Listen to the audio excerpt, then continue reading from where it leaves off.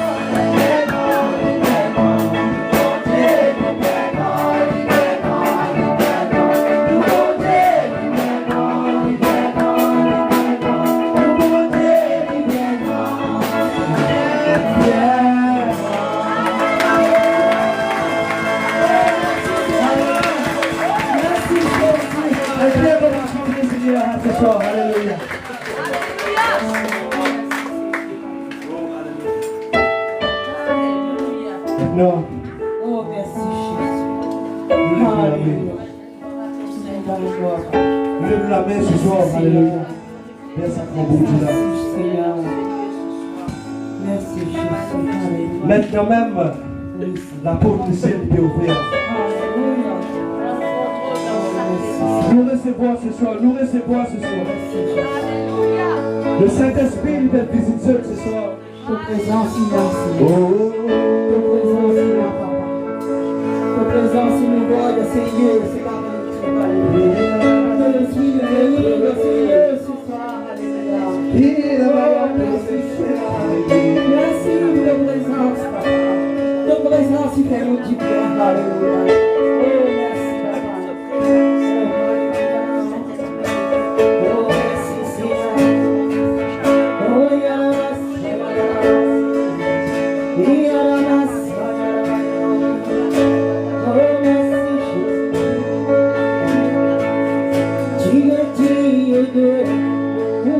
Oh,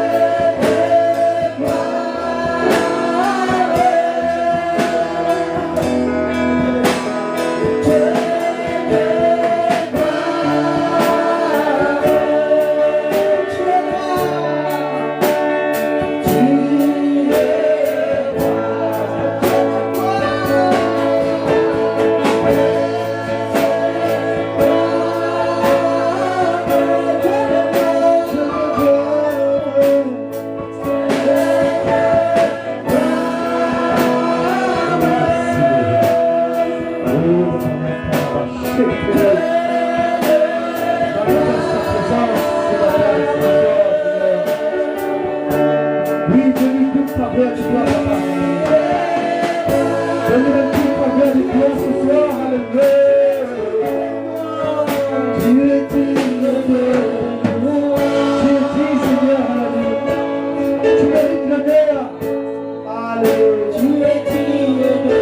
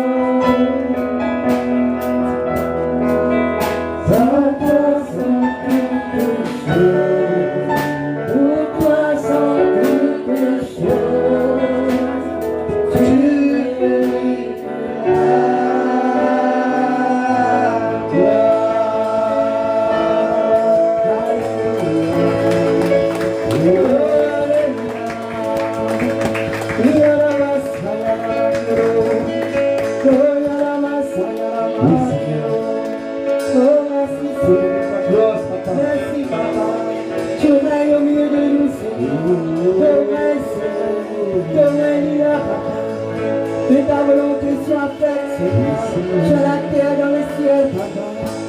Oh, merci, Seigneur. Oh, merci, Jésus.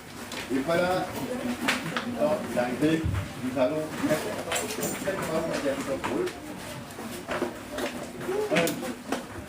vous comprenez, vous comprenez. Restez là, merci. Et voilà, donc vous avez l'arrivée pour nous avoir la capacité de nous poser une chose pas à sort.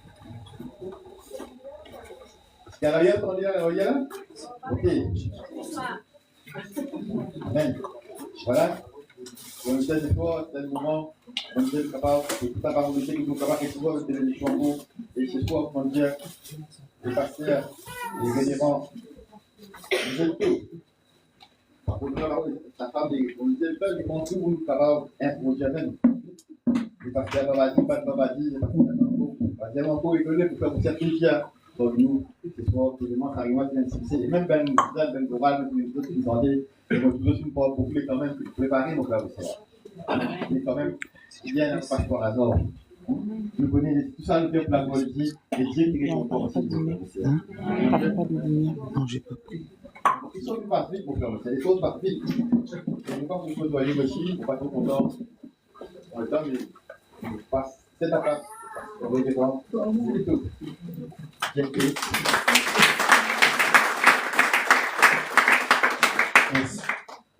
Alléluia. Alléluia. Amen. Non, non. J'ai dit Alléluia. Alléluia. Non, Maurice, c'est pas encore ça. Alléluia. Est-ce que je peux avoir un amen très très fort? Amen. Non, c'est pas encore ça. Est-ce qu'on peut faire du bruit pour Jésus-Christ? Est-ce qu'on peut dire Amen? Gloire à Dieu. Ça commence à venir, ça commence à venir. Gloire à Dieu. Que Dieu nous bénisse. Quelqu'un dit Amen. Amen. Que la grâce de Dieu soit sur chacun de vous. Quelqu'un dit Amen bien. Amen. Alléluia. Ce soir, c'est ton soir. Amen. Amen. Dis à ton voisin, quelque chose va se passer. Quelque chose va se passer. Quelque chose va se passer. Amen. Quelque chose va se passer. Tout d'abord, j'aimerais dire merci à Dieu pour la vie du pasteur Siméon qui s'est rendu disponible. Amen. Qui a mis vraiment sa participation à l'œuvre. Amen. Et je suis vraiment touché, pasteur. En tout cas, que Dieu vous bénisse. Vous bénisse votre vie, votre épouse et votre ministère. Amen. Je me souviens, les débuts, quand je suis arrivé, c'était un peu compliqué à moi. C'était très compliqué. Et aujourd'hui, je vois que Dieu commence à faciliter les choses. Et je bénis Dieu parce que vous faites partie de ceux qui sont en train d'apporter un soutien favorable à l'œuvre que nous sommes en train d'accomplir. Que Dieu vraiment vous bénisse abondamment. Alléluia. Alors, ce soir, je suis venu accompagner. C'est vrai que les autres fois, je suis venu, j'étais seul. Mais aujourd'hui, je suis venu accompagner. Amen. Amen. Amen. Il y a un de mes pasteurs qui est là avec moi. Amen. Alors j'aimerais qu'on acclame Dieu pour la servante de Dieu, la prophétesse Christelle. Est-ce que tu peux acclamer Jésus pour sa vie?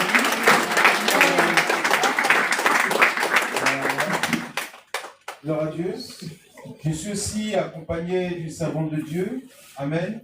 Qui est mon épouse, qui sert Dieu avec moi à Paris. Amen. Amen. Qui est la servante de Dieu. Maman Lito, est-ce qu'on peut acclamer Jésus pour sa vie?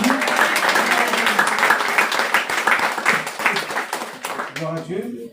Et nous avons aussi quelqu'un qui est avec nous pour ce beau voyage. Amen. Il y a ma fille, la dernière de la famille, Avila. Est-ce qu'elle peut se tenir debout? Voilà. Gloire à Dieu. Donc voilà, c'est les personnes qui m'accompagnent aujourd'hui. Et je rends grâce à Dieu. Amen. Amen. Pour ceux qui ne me connaissent pas, je suis le révérend Josué Guito. Nous sommes basés à Paris et c'est maintenant la 3e fois quand même que je suis là. Amen. Et Dieu voulant, quelque chose de bien est en train de naître. Amen. Et j'aimerais qu'on acclame Dieu pour l'équipe des femmes qui me soutiennent. Amen. Est-ce qu'elles peuvent venir? Venez. On va acclamer Jésus pour venir. J'ai besoin de vous. Acclame Jésus pour la vie. Voilà. Allons s'approcher. Voilà. Ça, ce sont des personnes qui, mettez-vous là. Voilà, on va bien vous voir. Je vous vois. Amen. Voilà, elles m'ont accompagné. Elles m'accompagnent. Amen. Elles sont là tout le temps avec moi. Amen. On prépare les programmes pendant des mois dans la prière. Gloire à Dieu. Voilà, et je voulais bénir Dieu pour leur vie. Amen. Amen. Vous savez, c'est une grâce pour moi de les avoir parce que par leur canal, les portes de Maurice m'ont été ouvertes. Amen. Amen. Et vous savez, pour que l'évangile soit annoncé, il faut des personnes pour nous aider. Amen. On ne peut pas travailler seul. Tu peux avoir une vision, mais il faut que Dieu te donne des personnes pour t'aider à accomplir la vision. Amen. Amen. Et ce sont ces femmes de feu, comme j'ai l'habitude de dire, qui m'accompagnent. Amen. Et j'aimerais qu'on acclame Jésus pour elles. Que Dieu vous bénisse. Que la grâce de Dieu soit sur vous. Amen. Voilà. Elles sont belles, elles ont mis les polos, Jésus t'aime. J'espère que j'aurai un polo aussi à la fin. Hein. Moi aussi, il faut que je rentre avec le polo de Maurice. Hein.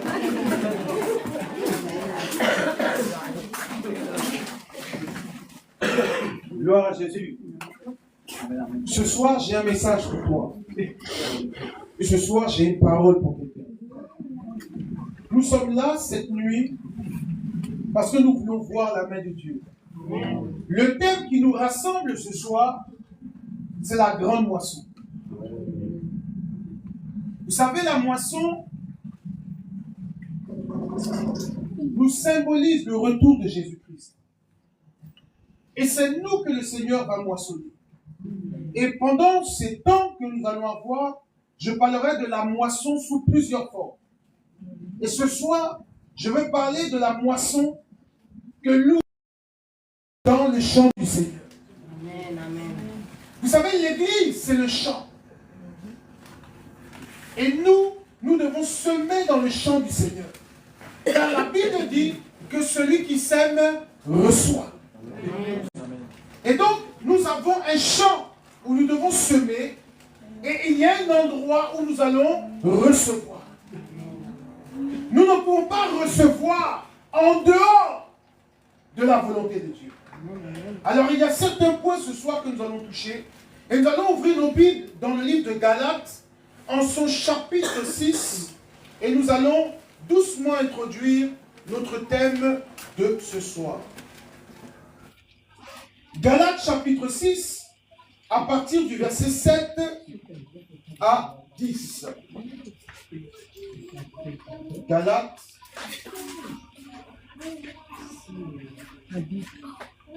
Et je vais lire la parole de Dieu. Galates, chapitre 6, à partir du verset 7 à 10. Voici ce que nous dit les Écritures.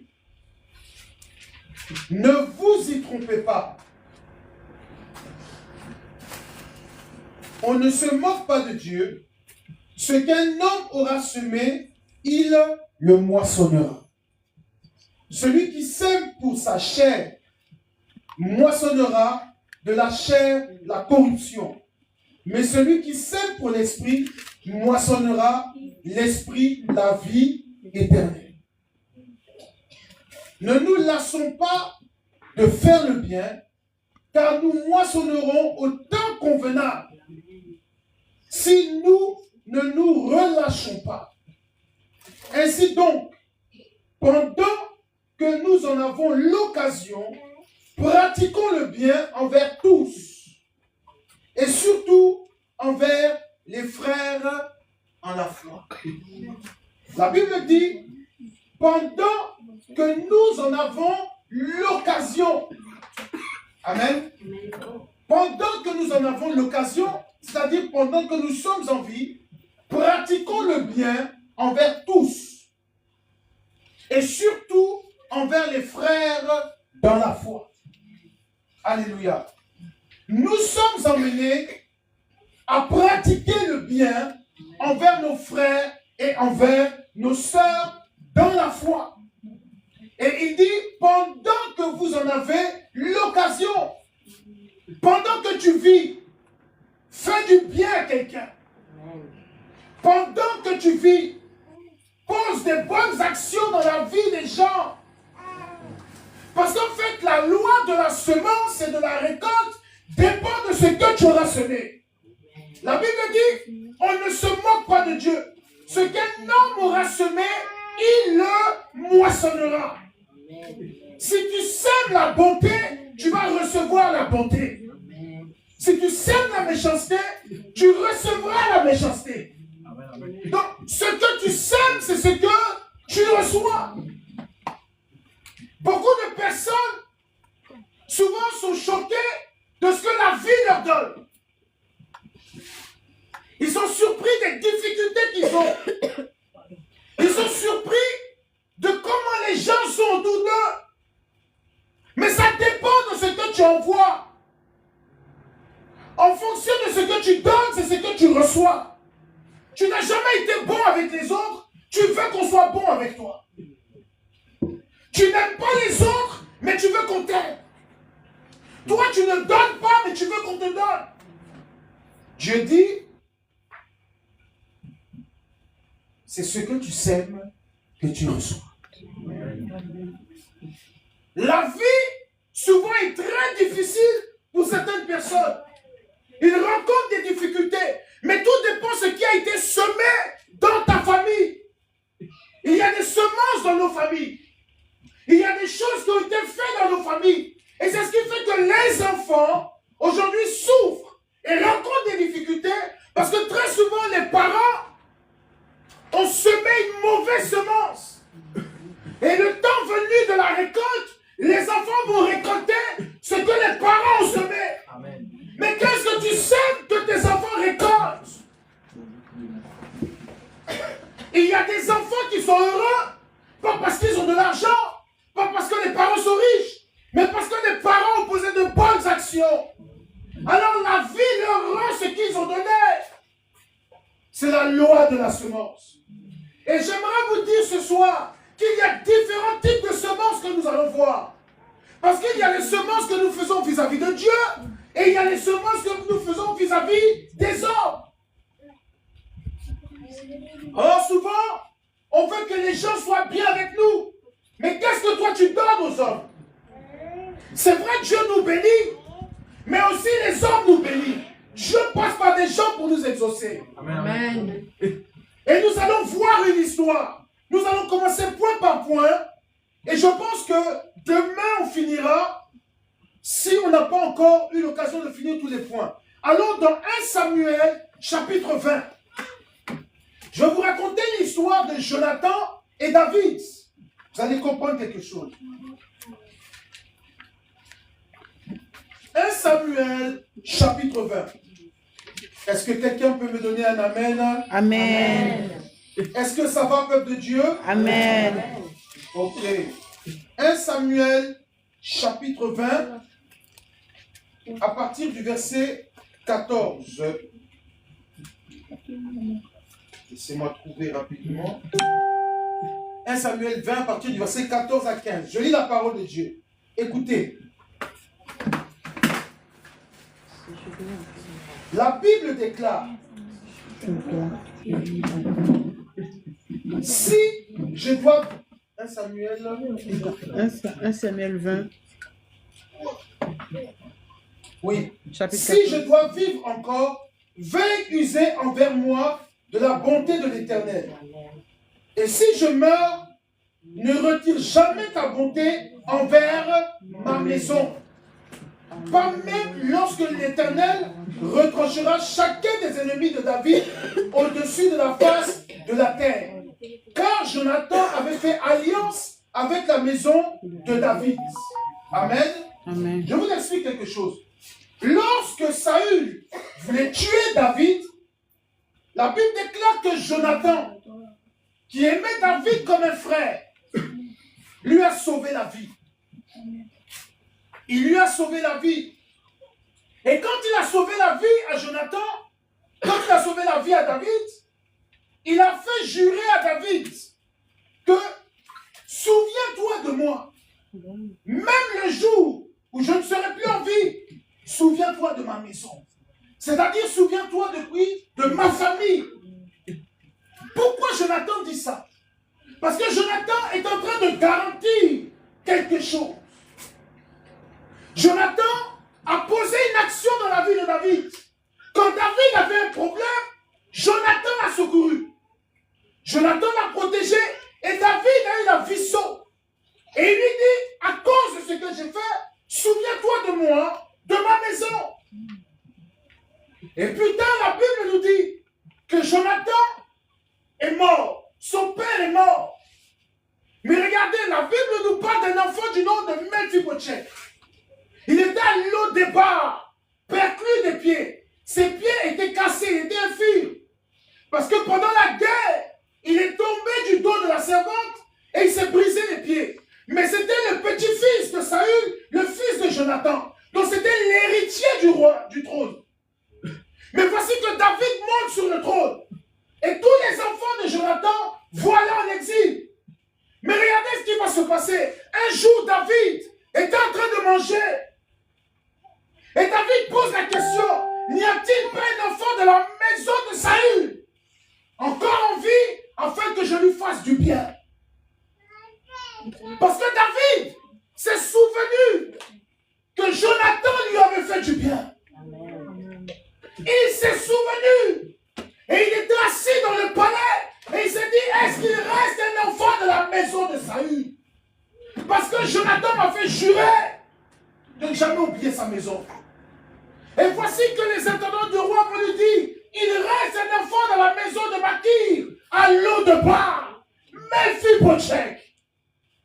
Il en reste encore un qui est vivant. Il dit, faites-le moi venir. Et la Bible déclare qu'ils ont dit à David, cet enfant est perclus des pieds, il est infirme. Vous savez, ils ont dit à David que cet enfant était infirme parce que David avait interdit aux borgnes, avait interdit aux infirmes d'entrer dans le palais. Mais ce jour-là, j'ai dit ce jour-là, la loi qui condamnait cet enfant a été abolie. À cause de quoi? À cause de l'acte que Jonathan avait fait dans la vie de David. C'est-à-dire que dans la vie, vous pouvez poser des actions et vos enfants vont jouir de la bénédiction. Amen. C'est ce que tu sèmes que tu récoltes. Jonathan est mort, mais Mephibosheth va jouir de l'acte que son père a posé. Pourtant, Mephibosheth n'était pas là. Quand David discutait avec Jonathan, il n'y avait aucun témoin. Donc ce qui veut dire que David pouvait ne même pas poser l'action. David pouvait oublier, ou David pouvait dire que peu importe, il n'y avait pas de témoin. Mais je vous dis quelque chose. Quand tu poses une action favorable dans la vie d'une personne, tôt ou tard, cette personne se souviendra de toi. Amen. En tant qu'enfant de Dieu, nous devons apprendre une chose. Pour être heureux dans la vie, il faut savoir faire du bien aux gens qui sont autour de nous. Amen, amen. Voilà pourquoi la Bible dit dans le livre de Galates, pendant que tu en as encore l'occasion, fais du bien. Garantis quelque chose. On est chrétien, on pense que Dieu va descendre du ciel pour nous bénir. Dieu passe par les hommes pour nous bénir. Amen. Souvent, il y a des gens que tu ne connais pas, qui qui rendront témoignage de toi à cause de tes actes. Aujourd'hui, un grand nombre d'enfants de Dieu oublient. Ils oublient qu'il y a des gens autour d'eux qui demain peut-être peuvent changer le cours de leur histoire. Écoutez, je vais vous dire un secret. Quand Jonathan faisait alliance avec David, quand Jonathan protégeait David, David était un fugitif. David n'avait rien à lui apporter. David ne pouvait même pas changer sa vie. Pourquoi? Parce que David n'était pas sur le trône. David était un homme qui avait été mis à mort. Donc dans tous les cas, ce n'est même pas une bonne personne avec qui on devait marcher. Il était recherché par le roi. Mais qui sait ce que David allait devenir? Je vais vous dire quelque chose. Celui à qui tu rends service aujourd'hui, tu ne sais pas qu'est-ce qu'il va devenir demain. Quelqu'un ne m'a pas dit amen. Je vais reprendre. J'ai dit, la personne à qui tu fais du bien aujourd'hui, dans 5 ans, tu ne sais pas s'il sera assis Premier ministre dans ce pays. Amen. Un enfant à qui tu donnes aujourd'hui à manger, tu ne sais pas dans 10 ans si c'est lui qui te nourrira. Amen. Tu ne sais pas. Voilà pourquoi la Bible dit, faites du bien pendant que vous en avez l'occasion. C'est une opportunité pour toi de semer dans la vie de quelqu'un. C'est une opportunité que Dieu te donne de bénir quelqu'un qui est à côté de toi. Amen. Quand quelqu'un a faim, n'hésite pas à lui donner à manger. Parce que le jour où toi tu auras faim, il sera dans l'obligation de te rendre ce que tu lui as donné. Amen. Alors la Bible dit que celui qui donne, il reçoit comment? Au centuple. Ce qui veut dire que si aujourd'hui je donnais 10 à Papa Siméon, demain il me donnera 100. Amen. C'est une obligation. Parce que les 10 que je lui ai donnés seront multipliés dans sa main. Vous savez, quand on donne avec bonté de cœur, ça se multiplie dans la main de quelqu'un. Il y a des gens qui vont vous donner 1000 roupies. Tu vas te dire 1000 roupies, qu'est-ce que je peux faire avec? Mais tu vas réaliser de grandes choses. Parce que les 1000 roupies auront été données avec amour. C'est pour ça que Jésus, lorsqu'il y avait les offrandes, il y a vu une distinction. Il a regardé plusieurs offrandes. Et la Bible déclare qu'il s'arrêtait sur l'offrande de cette vieille dame, une veuve. Et regardez ce qu'il dit. Il dit que cette femme a donné plus que vous tous. Mais comment est-ce que cette femme a donné plus? Pas dans le montant. Elle n'a pas donné plus dans le montant. Elle n'a pas donné plus dans la quantité. Mais elle a donné plus dans le cœur. Elle, c'était son dernier denier. C'est ce qu'elle avait qu'elle a donné à Dieu. Et comme elle a donné ce qui lui restait, alors ça a touché le cœur de Dieu. Je vous dis quelque chose. Même vis-à-vis de Dieu, lorsque nous voulons semer, nous devons semer avec notre cœur. On ne sème pas avec un montant. Contrairement à ce que les gens peuvent dire, c'est 10 000 roupies qui réjouit Dieu. Ce n'est pas 10 000 roupies, mais c'est de la manière dont tu apportes à Dieu qui réjouit Dieu. Voilà pourquoi la Bible dit, lorsque tu n'es pas en paix avec ton frère, laisse ton offrande et va faire quoi? Te réconcilier. Pourquoi? Parce qu'en réalité, ce n'est pas toi qui donnes, c'est ton cœur qui donne. Amen. Et si ton cœur n'est pas dans la bonne disposition, tu ne pourras pas moissonner au temps de la moisson. Or, nous sommes de la grande moisson. Et je prophétise ce soir que tout ce que tu as donné avec joie, tu vas le récolter avec joie. Amen. Amen. Nous devons comprendre que si nous voulons réussir ici à Maurice, c'est en nous aimant les uns les autres. C'est ça la semence. C'est cette église-là que Jésus viendra chercher. Une église pure et sans tache. Le temps de la moisson arrive. Le retour du Seigneur se fait pressant. Il y a de cela 2 ans, j'ai reçu le message du Seigneur. Où l'ange de l'Éternel m'est apparu, il m'a dit qu'il revient bientôt. Je lui ai demandé quel est le temps. Il n'a pas pu me répondre. Et il m'a dit, tu fais partie de l'une des dernières générations. La seule chose qu'il m'a dit, il m'a dit que Dieu l'a décidé. Et il en est ainsi. Il m'a regardé, il a souri. Et il s'est retourné, il est parti. Il m'a dit, prépare l'église. Aujourd'hui, je suis là pour te dire que quand le Seigneur viendra te chercher, qu'il voit un fidèle et bon serviteur. Amen. Qu'il voit une personne qui aime son frère. Une personne qui aime sa soeur. Vous voyez comment nous sommes là, rassemblés ensemble. C'est ce que Dieu aime. On ne se connaît pas. Pour certains, on ne s'est jamais vu.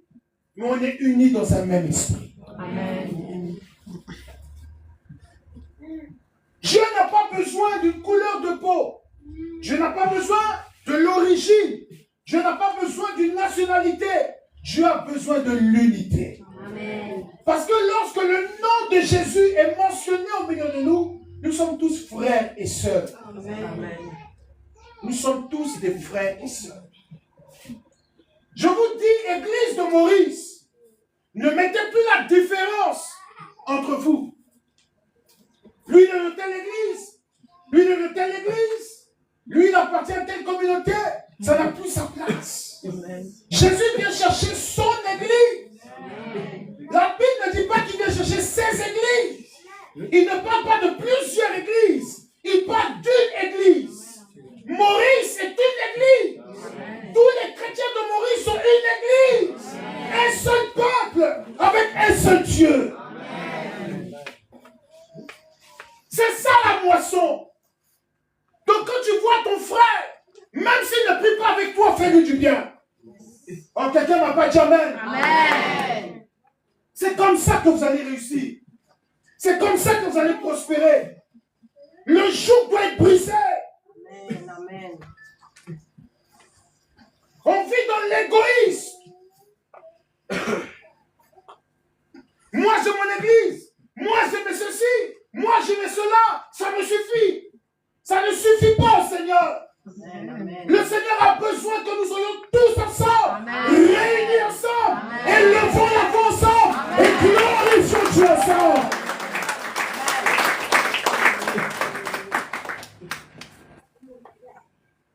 Il est l'heure. On veut voir des miracles. On veut voir des guérisons. On veut voir des choses extraordinaires. Il faut l'unité. Amen. Il faut l'unité. La Bible dit, là où 2 ou 3 sont unis en mon nom, je suis quoi? Présent. Mais quand la Bible dit unis, on parle de plusieurs personnes. Et il est important, peuple de Dieu, que nous apprenions à nous réunir ensemble et faire descendre la gloire de Dieu au milieu de nous. Amen. Nous sommes dans la grande moisson. Il y a des personnes que Dieu va visiter dans nos 2 jours de programme. Parce que Dieu va commencer à compter, comptabiliser tes œuvres pour te récompenser. Écoutez-moi bien, ne pensez pas que la récompense sera simplement au ciel. J'ai dit avant que tu ne meures, tu vas moissonner tout ce que tu as semé. Amen. Il y en a qui pensent que non, c'est au ciel là-bas je serai béni. Frère, avant que tu ailles au ciel, tu vas expérimenter la bénédiction. Amen. Si tu attends le ciel, tu vas beaucoup souffrir de ça. Parce que si Dieu t'a encore ajouté 100 ans à vivre, il dit que c'est 100 ans de souffrance. Tu fais comment? Donc tu dois être béni ici. Amen. Et après tu vas vivre l'abondance là-haut. Amen. Tu dois manger à ta faim sur terre. Celui qui a envie de voyager doit voyager. Celui qui veut prospérer doit prospérer. Amen. Celui qui a à cœur d'ouvrir une entreprise doit ouvrir une entreprise. Amen. Quand on est un enfant de Dieu, on est une race bénie de Dieu. Amen. Vous savez, faire du bien à un frère, à une sœur, c'est une semence. Nous avons vu que Jonathan a fait du bien à David. Même étant mort, son enfant a bénéficié de cela. Vous savez, ce thème-là, il est important. Parce que ce que nous ignorons, c'est que Jésus vient pour nous récompenser. C'est ça la grande moisson. Amen. Le retour du Seigneur, c'est la récompense de chacun. Voilà pourquoi la Bible dit, à celui qui vaincra, il leur sera donné quoi? la couronne de vie. Donc, c'est-à-dire que quand Jésus vient sur la terre, il vient pour récompenser ceux qui auront été vaillants, ceux qui auront œuvré pour lui. C'est ça le retour du Seigneur. Le retour du Seigneur, il ne vient pas pour dire, toi, viens, monte. Non, il vient pour t'honorer. Il vient pour t'honorer. Il vient pour te couronner. Il vient pour dire que voici mon serviteur ou ma servante. Amen. Voici ses œuvres. Amen. Voici ce qu'elle a fait sur la terre. Amen. Et voici sa place dans le ciel. Amen. C'est ça la grande moisson. Jésus ne vient pas nous prendre pour nous prendre. Il y a des gens qui seront honorés. Il y a des gens qui seront couronnés. Il y a des gens qui seront habillés. Comprenez que tout ce que vous faites sur la terre sera compté pour vous dans le ciel. Amen. Tu fais le mal. Je t'assure que sur la terre ici, tu vas souffrir. Tu vas souffrir. Nous voulons voir la gloire de Dieu. Alors nous devons attirer la gloire de Dieu. Le Seigneur nous donne ce genre de secret pour comprendre une chose. C'est que pour réussir ici dans cette nation, tu dois avoir des bons alliés. Tu dois faire du bien à des gens à gauche, à droite. Et au moment où tu en auras besoin, Dieu va susciter ces mains que tu as secourus pour toi te secourir. C'est comme ça que ça se passe dans les choses de Dieu. Regardez, la Bible déclare que Salomon, quand il est monté sur le trône, à la place de son père, la première chose qu'il a fait, il a fait des holocaustes. La Bible déclare qu'il est monté à Gabaon. Et il a fait près de 1000 holocaustes. Et quand il fait ces holocaustes, c'est une semence qu'il fait dans la présence de Dieu. Donc c'est-à-dire que la deuxième semence que je vais vous enseigner, c'est que nous pouvons faire une semence vis-à-vis de Dieu pour récolter de la main de Dieu. Souvent on fait une semence dans la vie d'un homme, on fait du bien à quelqu'un et cette personne nous le rend. Mais souvent nous faisons aussi du bien à Dieu et Dieu aussi nous le rend. Ah oui mes amis, Dieu compte sur toi pour faire du bien. Amen. Dieu ne va pas descendre pour bénir le pasteur Siméon, mais Dieu va passer par qui? Dieu va passer par toi. Amen. Quand tu vas aller voir le pasteur Siméon, tu vas dire, ah papa, que Dieu te bénisse. Ça c'est pour l'œuvre de Dieu. C'est pas à pasteur Simon que tu l'as fait, c'est à Dieu que tu l'as fait. C'est ce que les gens oublient. Les gens pensent que quand on donne à un pasteur, c'est à l'homme qu'on donne. C'est pas à l'homme qu'on donne. Regardez, la Bible déclare dans Actes chapitre 5, quand Ananias et Saphira sont venus avec une fausse offrande devant l'apôtre Simon, qu'est-ce qui s'est passé? L'apôtre leur a dit, c'est pas à Dieu, c'est pas un homme que vous mentez. C'est à qui? C'est à Dieu. Amen. Donc quand ils apportaient à l'apôtre, ils pensaient que c'est à l'homme qu'ils apportaient. Il leur a dit, écoutez, c'est pas à moi que vous le faites, c'est à Dieu. Donc quand vous faites une bonne semence, c'est à Dieu. Quand vous faites une mauvaise, c'est à Dieu. Donc il dit, ton cœur n'est pas bon. Voilà pourquoi Dieu me l'a révélé. Parce que quand tu m'apportes, c'est à Dieu que tu apportes. Donc arrêtons de croire que parce que tu as donné 1000 roupies à un homme, alors c'est à l'homme que tu as donné. Non, tu donnes à l'homme qui représente Dieu pour toi. Amen. Et regardez ici, qu'est-ce qui se passe? Dans 1 Roi chapitre 3, de 4 à 5, la Bible déclare que Salomon va faire 1000 holocaustes à Gabaon. Il va faire beaucoup d'holocaustes, jusqu'à 1000.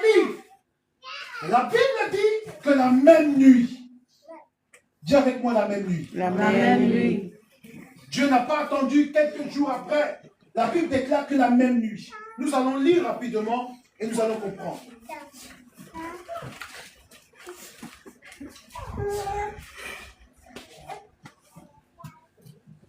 Un Roi, chapitre 3,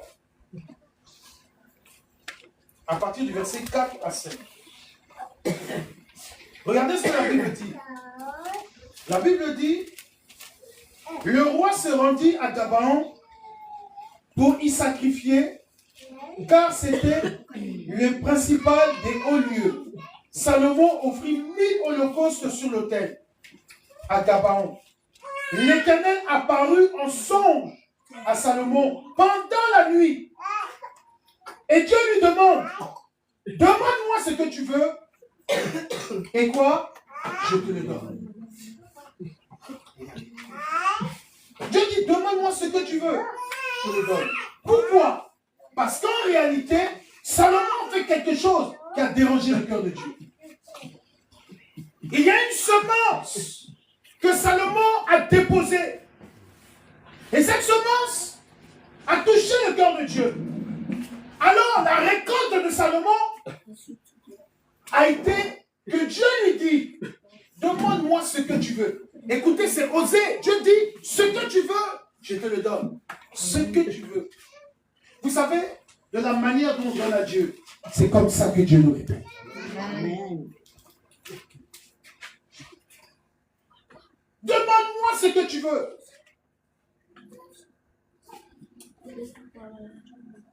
Salomon a posé un acte qui a touché le cœur de Dieu. Demande-moi ce que tu veux.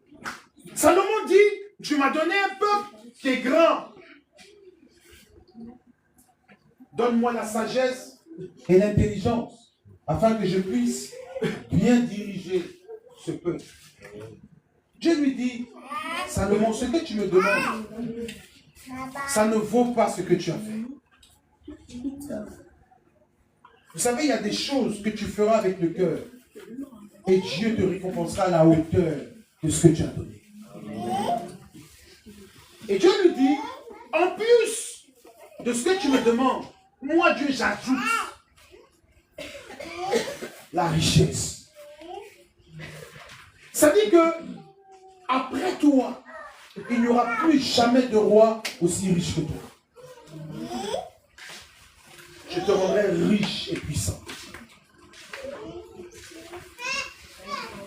Voici ce que Salomon va récolter. La sagesse, l'intelligence et la richesse. Ce que je vais vous expliquer. Quand on sème dans la maison de Dieu, on récolte en fonction de ce que tu dois obtenir dans la vie. Je m'explique. C'est pas parce que tu as semé 1000 roupies que tu vas recevoir 10 000 roupies. Non. Tu peux semer 1000 et Dieu peut guérir ton enfant. Amen. Parce qu'en fait, la semence va parler pour celui qui est malade dans la maison. Donc tu vas récolter la guérison de ton enfant. Amen. Tu peux semer aujourd'hui 20 roupies. Et les 20 roupies vont être multipliées dans le temps. Jusqu'à ce qu'au jour où tu auras une entreprise et tu auras un blocage financier, et bien Dieu va se souvenir de ce que tu auras donné il y a 5 ans, il y a 10 ans, il y a 15 ans, pour toi te récompenser aujourd'hui. Arrêtez de croire que quand je donne là, je reçois maintenant. Qui a déjà mis une graine en terre et qui a vu l'arbre pousser tout de suite avec les fruits? Il y a une saison, vrai ou faux? Amen.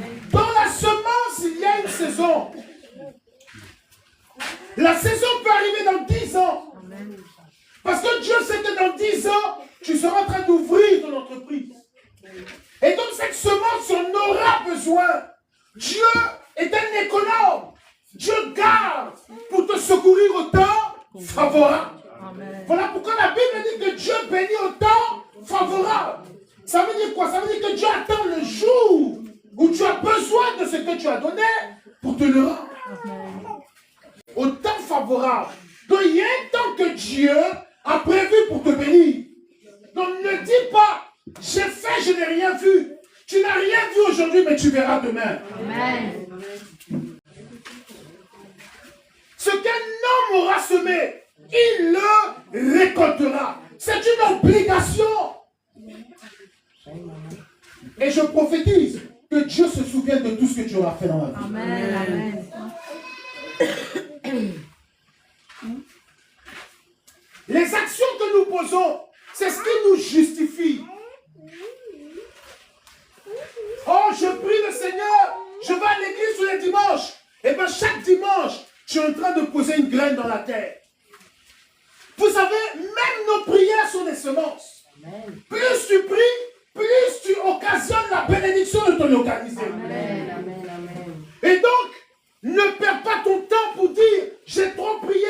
Ne te fatigue pas. La Bible dit, priez sans cesse, jusqu'à ce que vos joies soient quoi? Parfaites. Ce qui veut dire que la prière que tu fais aujourd'hui peut ne pas te donner la joie aujourd'hui, mais tôt ou tard, elle te donnera la joie. Alléluia. Donc quand tu pries, sache que Dieu entend. Quand tu cries à Dieu, il entend.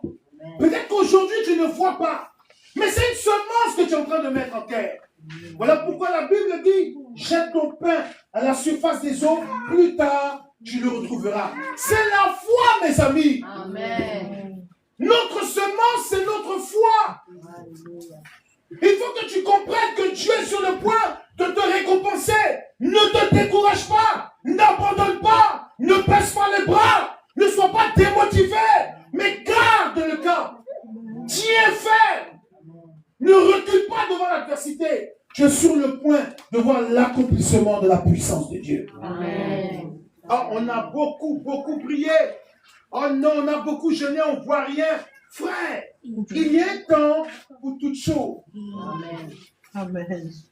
Je suis venu annoncer à quelqu'un qu'il y a un temps pour toute chose. Amen. Amen. Amen. Et ce soir, le temps est venu pour que quelqu'un soit récompensé. Amen.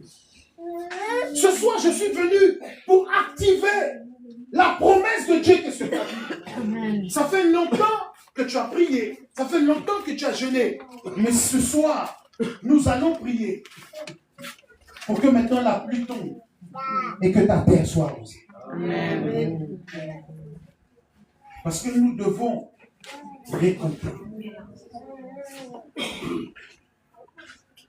Je vais finir ce soir avec ceci. Vous savez, quand nous faisons les différents types de semences, nous avons préparé le champ, nous avons préparé l'atmosphère. Mais souvent, il y a un problème. Parce que nous sommes dans le champ du Seigneur, comme je vous l'ai dit. Mais il y a une chose que tu dois comprendre. C'est que très souvent, dans ton champ, si tu ne veilles pas, si tu ne pries pas, l'ennemi peut venir semer aussi une mauvaise semence. Et donc, le jour de la récolte, au lieu d'avoir la joie, il y a des problèmes. Mais maintenant, tu te dis, mais j'ai prié, j'ai fait des choses, pourquoi ça m'arrive? Ça m'arrive, pourquoi? Mais Jésus explique à un homme que pendant que tu as semé, l'ennemi est venu où? Dans ton champ. Et il a quoi? Il a semé. L'ennemi est rentré dans le champ et il a semé. Je veux dire à quelqu'un, à partir de ce soir, veille sur ta semence. Parce que souvent nous faisons très bien les choses. Mais manque de vigilance, nous laissons l'ennemi entrer. La Bible déclare que ces hommes-là ont bien travaillé, clôturé le champ. Ils sont partis se reposer. Mais qui a veillé? Nous devons veiller à tour de rôle. On ne doit jamais se relâcher. On doit veiller. Il doit toujours avoir quelqu'un en prière autour de toi. Parce que la Bible déclare qu'il rôde comme un lion, cherchant qui? Dévorer. Lui, il attend le moment où tu t'affaiblis. Il attend le moment où tu es faible. Mais ce soir, je suis venu de la part du Seigneur pour retirer toute mauvaise semence qui a été semée dans ton champ. Prends avec moi Matthieu, chapitre 15, verset 13. C'est notre dernier passage et nous maintenant nous allons prier. Nous allons rentrer dans un moment.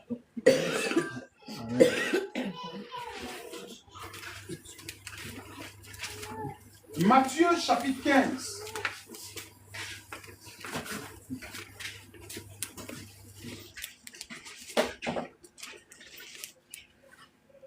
À partir du verset 13. Regardez ce que Jésus dit. répondit, toute plante que n'a pas planté mon Père Céleste sera quoi? Déracinée. Donc on comprend que il y a un champ. On comprend qu'il y a différents types de semences. Mais il y a des semences qui viennent du diable. Le diable, il vient semer dans la vie des gens. Tu es bien dans ton foyer. Tout va bien. Tu t'es marié, vous travaillez, ça va. Et après un moment, ton monde s'effondre. Le mari a quitté la maison. Les enfants commencent à être victimes de l'alcool, de la drogue, le banditisme, la prison. Tu te dis, mais à quel moment ces choses-là sont arrivées? Je vais à l'église tous les dimanches. Je prie le Seigneur, garde mes enfants. Mais pourquoi ces choses-là sont rentrées dans ma maison? Et beaucoup sont découragés. Mais Jésus dit, toute plante que mon Père Céleste n'a pas planté. Donc ce qui veut dire que Dieu plante des choses dans notre vie, des bénédictions et des grâces. Mais il y a quelqu'un aussi qui plante des mauvaises choses. Et Jésus regarde et il dit, je constate que le malheur atteint souvent le juste. Mais moi l'Éternel, je l'en délivrerai toujours. Dieu fait un constat, mes amis. Il voit que les bonnes personnes souffrent. Il voit que les bonnes personnes sont humiliées. Il voit que les bonnes personnes, les travailleurs, les gens qui se lèvent le matin pour s'occuper de leurs enfants, sont endettés, traversent des difficultés, n'arrivent même pas à joindre les 2 mois à la fin du mois. Dieu dit, c'est pas normal. Il dit, le malheur atteint souvent le juste. Oui, le malheur arrive à ceux qui ne méritent pas. Mais Dieu se lève. Parce que Dieu constate que c'est une injustice. C'est pas normal ce que tu vis. Ce que tu traverses n'est pas normal en tant qu'enfant de Dieu. Trop, c'est trop. Dieu se lève ce soir. Et il dit, c'est que le diable a semé dans ta vie. Il va le déraciner. Amen. 5 ans de mariage, pas d'enfants, pas de travail, pas de stabilité, pas de maison. Dieu se lève et il dit qu'il doit déraciner quelque chose. Il y a des choses que le diable a mis dans vos vies. Mauricien, Mauricienne, il est l'heure que cela s'arrête. Il est l'heure. Si tu ne te réveilles pas, tu mourras comme ça. Tu fais tout pour être heureux, mais toujours dans le combat. Tu fais tout. Souvent tu te dis, cette fois-ci ça va aller, mais ça ne va jamais. Parce que tu as besoin de la délivrance du Seigneur. Et cette nuit, je suis venu pour que les jougs soient brisés. Pour que Dieu annule la malédiction qui a été prononcée dans la vie de tes parents. Vous savez, je vais vous dire une chose. Il y a des choses qui nous condamnent. Ce sont les semences de nos parents. Vous savez, quand ton père, quand ta mère, quand ton grand-père, quand ta grand-mère, quand tes aïeux ont adoré des autels, ont adoré des dieux, ce sont des semences qu'ils ont mis dans ton champ. Ce sont des semences. Amen. Et si toi, tu ne confesses pas le nom de Jésus-Christ, eh bien ces semences-là continueront à pousser. Parce que je vais vous dire quelque chose. Tant qu'on ne déracine pas un arbre, il continuera de pousser. Amen. Est-ce que quelqu'un me comprend? Amen. Amen. Tant qu'on ne déracine pas un arbre, il continuera de pousser. Et même si toi tu ne l'arroses plus, eh bien le diable trouvera quelqu'un pour l'arroser pour toi. Tu dois déraciner ce soir ce que le diable a semé dans ta vie. Vous savez, il y a des gens qui ont été mauvais avant vous, qui ont été méchants, qui ont fait du mal à des personnes et qui ont été maudits. Et la malédiction souvent tombe sur les enfants, tombe sur les arrière-petits-enfants. Un enfant est né, il ne comprend pas pourquoi il souffre. Il ne comprend pas pourquoi il souffre. Regardez la question que les disciples ont posée à Jésus. Qui a péché dans sa famille pour que cet homme soit né comment? Aveugle. Quand vous lisez, ça ne choque pas. Donc ça t'a dit qu'eux, ils connaissaient ce mystère-là. qu'un homme peut être né aveugle parce que ses parents ont fait du mal. Donc ça dit qu'un malheur peut arriver dans la vie d'un enfant parce que les parents étaient mauvais.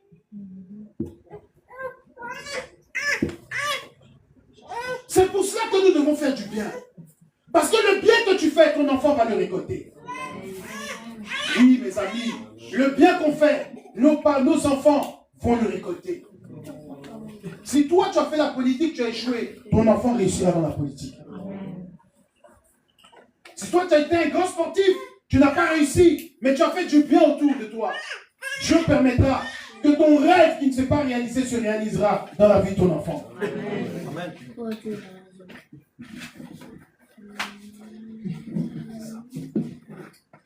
C'est ça que nous devons comprendre, l'Église. On prie beaucoup, oui, mais on doit apprendre à poser de bonnes actions.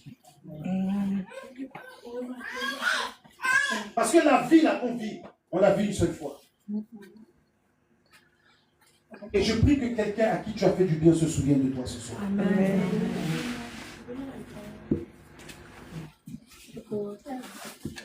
On est là, on se bat, on se débat, on fait des choses. Mais on ne se rend pas compte que notre vie à nous, a besoin de poser des actions. Regardez, il y a un homme qui était malade. Ils sont venus voir le Seigneur. Et ils ont dit, Seigneur, cet homme mérite que tu lui donnes la vie. Pourquoi? Parce que les gens disent, c'est lui qui a construit quoi? La synagogue. Ça veut dire que le lieu où nous prions, c'est lui qui a construit. Le lieu où nous rassemblons, c'est lui. Alors, Seigneur, il mérite que tu lui donnes la vie. Regardez un peu les actions de cet homme ont parlé pour lui. Naaman, chef de l'armée du roi de Syrie, il jouissait de la considération de son maître. Pourquoi? Parce que c'est lui qui avait libéré le peuple. Il avait la considération. La Bible dit la considération. C'est-à-dire que quand le roi voyait Naaman, il était fier. Et un jour, il voit Naaman et il dit, pourquoi est-ce que tu es triste? Pourtant, c'est toi qui m'as rendu heureux. Quand tu fais du bien aux gens, quand ils verront que tu es dans la souffrance, ils viendront à ton secours. Amen. Le roi dit, qu'est-ce que tu veux, Naaman? Qu'est-ce que tu veux? Ce soir, qu'est-ce que toi tu as fait qui mérite que Dieu te bénisse? Qu'est-ce que tu peux présenter à Dieu ce soir? Dieu vient pour récompenser quelqu'un. Dieu vient pour bénir quelqu'un. Nous sommes dans la grande moisson. Dieu vient pour bénir quelqu'un. Qu'est-ce que tu vas présenter? Ézéchias a dit à Dieu. S'il vous plaît, calmez l'enfant.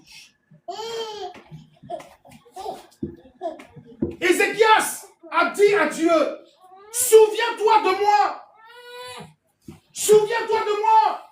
Quand les autres t'ont abandonné, moi j'ai rétabli l'autel de Dieu. Amen. Souviens-toi de moi.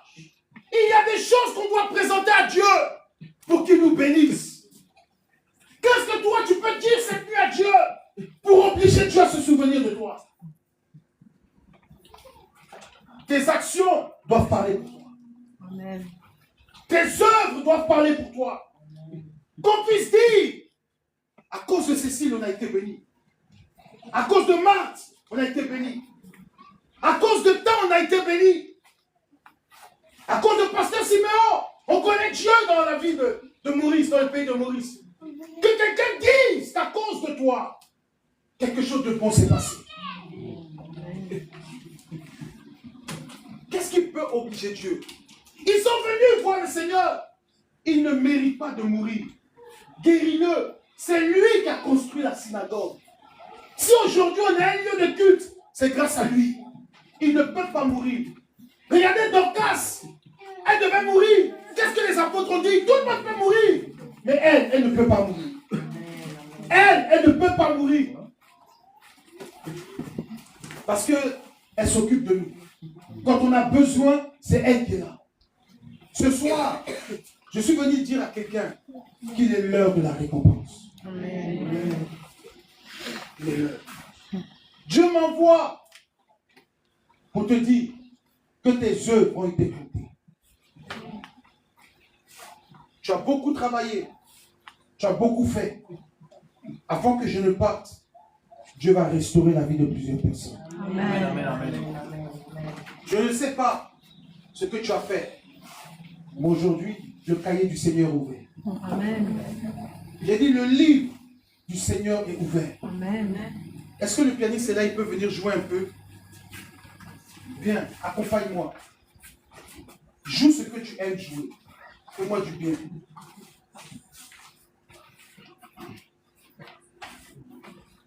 Dieu veut récompenser quelqu'un. Dieu veut réécrire l'histoire d'une femme. Anne. La Bible déclare que Dieu a vu la souffrance de cette femme. La stérilité de cette femme. Mais regardez la prière de Anne. Seigneur, si tu me donnes un enfant, je ne le garderai pas pour moi. Je te l'offrirai. Regardez la prière de cette femme. Elle a besoin d'un enfant. Elle prie pour un enfant. Mais elle dit à Dieu, si tu me donnes un enfant, je te le rendrai. Aïe, aïe, aïe. Amen. Il y a des offrandes qui coulent les larmes du Seigneur.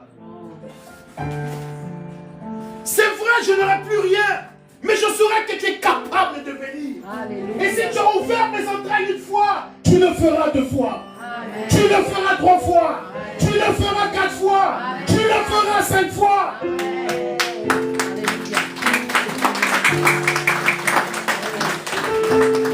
Le problème de cette femme, c'est qu'elle voulait, c'est que Dieu ouvre ses entrailles.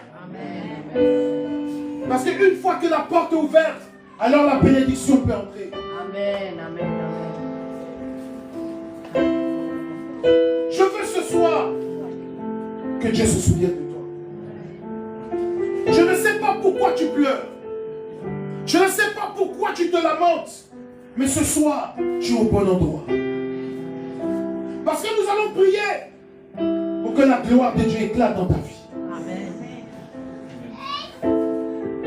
Ce soir, Dieu m'envoie pour que tes larmes cessent de couler. Nous sommes tous là dans la présence de Dieu ce soir. Et nous voulons une seule chose. C'est que la vie de quelqu'un puisse changer. Je ne sais pas quel est ton sujet. Mais ce soir, Dieu voit ton sujet. Dieu sait ce dont tu as besoin. Dieu sait ce qui te manque. Tu sais quand tu pleures et que personne ne te voit, Dieu te voit. Quand tu es au milieu des gens, tu fais semblant de rire, mais au plus profond de toi tu es triste. Dieu le sait. Et ce soir, Dieu dit qu'il ne t'a pas abandonné. Amen. Il ne t'a pas abandonné. Amen. Amen. Si tu vis, c'est qu'il y a encore de l'espoir. Pour tes enfants, il y a encore de l'avenir. Amen. Écoute-moi bien, tes enfants ne sont pas perdus. Amen. Ils reviendront à Jésus. Amen. Souvent tu es là, tu pleures, tu te dis, mais Seigneur, si aujourd'hui je meurs, où est-ce que mes enfants iront? Ne t'inquiète pas. C'est une semence que tu es en train de mettre dans le champ du Seigneur. Amen. Avant que tu ne quittes la terre des hommes, ils seront à Jésus-Christ. Alléluia. C'est une semence. Et Dieu ne ment pas à ce sujet. Tu peux tout faire. J'ai dit tu peux tout faire. Mais si Jésus n'a pas sa main dans ta vie, tu échoueras. J'ai dit ce soir, tu te poses la question. Je vis, mais ma vie n'a pas de sens. Tu es comme cette femme-là, qui n'avait plus rien à manger pour elle et son enfant. Et après quoi nous allons mourir? La Bible déclare que Dieu a entendu le soupir de cette femme. Et la Bible dit que la voix de l'Éternel se fit entendre dans les oreilles du prophète. Il dit, va à Septa, j'ai ordonné à une veuve de te nourrir. d'Hébreux, il y avait plusieurs veuves à Sarepta. Mais pourquoi c'est elle que Dieu a visité? Pourquoi elle? Quel était l'état de son cœur? Comment était cette femme? Beaucoup de veuves. Ce soir, nous sommes tous là réunis. Mais il y a des personnes que Dieu localise. Ça dépend de l'état de ton cœur. Cette femme pleurait en elle-même. Seigneur, regarde comment j'ai soutenu ton œuvre. Regarde comment j'ai soutenu le ministère. Regarde comment j'ai été avec le pasteur. Regarde comment j'ai jeûné pour des frères et sœurs. Regarde ma maison aujourd'hui. Il n'y a plus rien.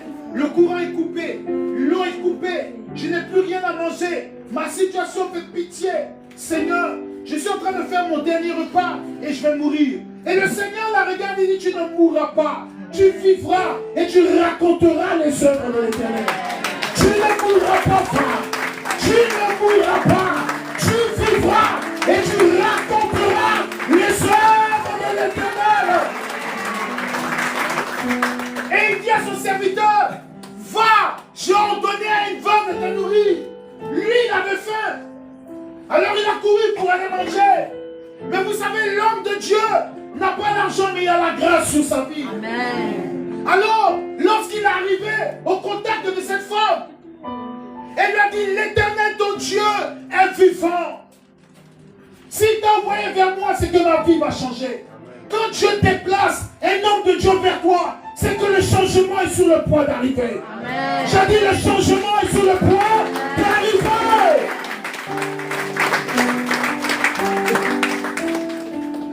Il a dit à cette femme, nourris-moi, donne-moi à manger.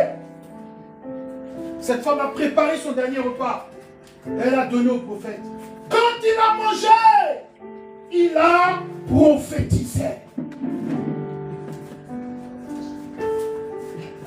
En tant qu'homme de Dieu, nous sommes porteurs de la bonne nouvelle.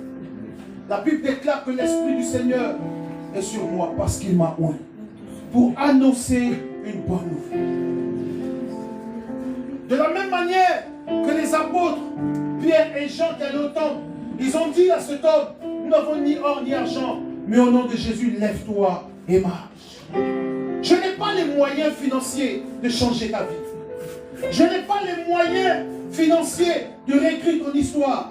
Mais ce que je sais, c'est que j'ai le mandat de dire une parole et qu'elle puisse s'accomplir dans ta vie. Et ce soir, je suis venu dire à quelqu'un, parole de Jésus-Christ, que j'ai l'onction pour changer ton histoire. Et je suis venu annoncer qu'avant la fin de la semaine, un miracle te localisera. Oh, quelqu'un m'a pas dit un amen bien.